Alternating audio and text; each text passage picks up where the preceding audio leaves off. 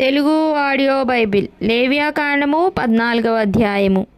మరియు యెహోవా మోషేకు ఇలాగు సెలవిచ్చెను, కుష్ఠరోగి పవిత్రుడని నిర్ణయించిన దినమున వాని గూర్చిన విధి ఏదనగా, యాజకుని యొద్దకు వాణ్ణి తీసుకొని రావలెను.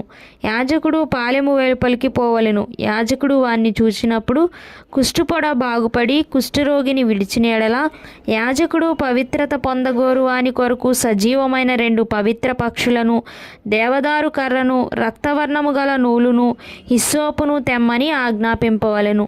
అప్పుడు యాజకుడు పారు నీటిపైని మంటి పాత్రలో ఆ పక్షులలో ఒకదానిని చంపనాజ్ఞాపించి, సజీవమైన పక్షిని, ఆ దేవదారు కర్రను, రక్తవర్ణము గల నూలును, హిస్సోపును తీసుకొని పారు నీటిపైన చంపిన పక్షి రక్తంలో వాటిని సజీవమైన పక్షిని ముంచి, కుష్టు విషయంలో పవిత్రత పొందగోరు వాని మీద 7 మార్లు ప్రోక్షించి, వాడు పవిత్రుడని నిర్ణయించి, సజీవమైన పక్షి ఎగిరిపోవునట్లు దాన్ని వదిలివేయవలెను. అప్పుడు పవిత్రత పొందగోరువాడు తన బట్టలు ఉదుక్కొని తన రోమమంతటిని క్షౌరము చేసుకొని నీళ్లతో స్నానము చేసి పవిత్రుడగును. తరువాత వాడు పాలెంలోనికి వచ్చి తన గుడారము వెలుపల 7 దినములు నివసింపవలెను. 7వ నాడు తన రోమమంతటిని, తన తలను, తన గడ్డమును, తన కనుబొమ్మలను క్షౌరము చేసుకొనవలెను. తన రోమమంతటిని క్షౌరము చేసుకొని బట్టలు ఉదుక్కొని యొడలు నీళ్లతో కడుక్కొని పవిత్రుడగును. 8వ నాడు వాడు నిర్దోషమైన 2 మగ గొర్రె పిల్లలను, నిర్దోషమైన ఏడాది ఆడు గొర్రె పిల్లను, నైవేద్యమునకై నూనె కలిపిన 3 10వ వంతుల గోధుమ పిండిని, 1 అర్ధసేరు నూనెను తీసుకొని రావలెను.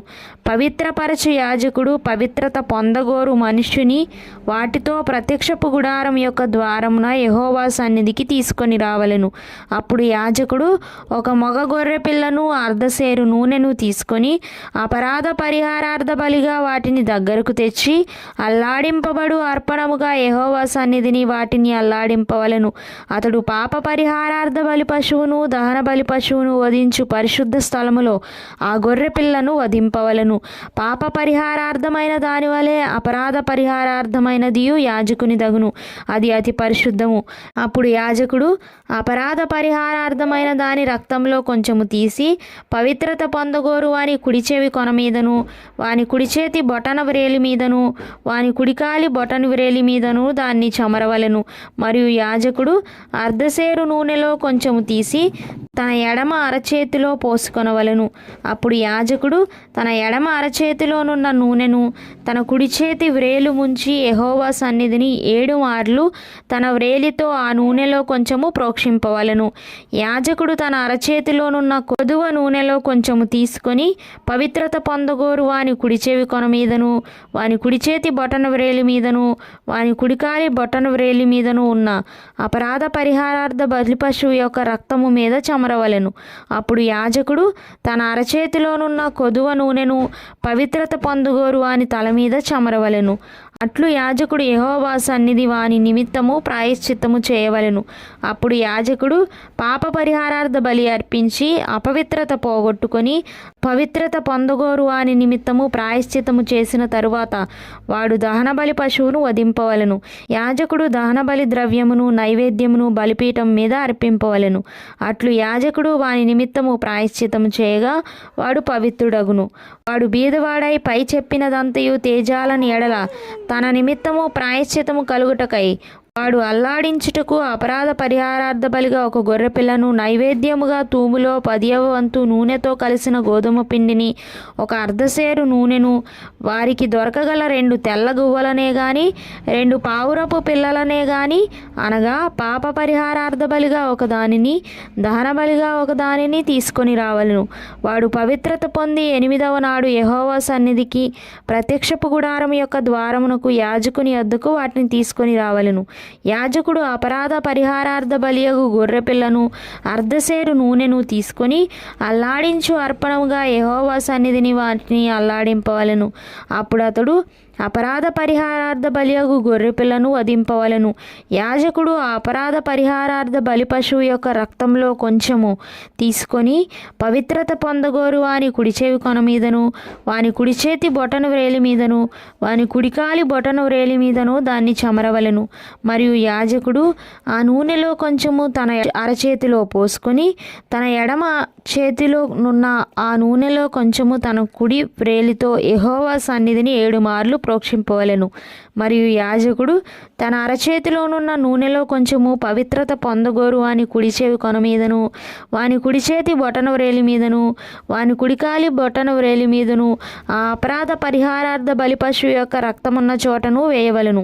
యాజకుని అరచేతిలోనున్న కొదువ నూనెను అతడు పవిత్రత పొందగోరు వానికి యెహోవా సన్నిధిని ప్రాయశ్చిత్తము కలుగజేయుటకై వాని తల మీద పోయవలెను.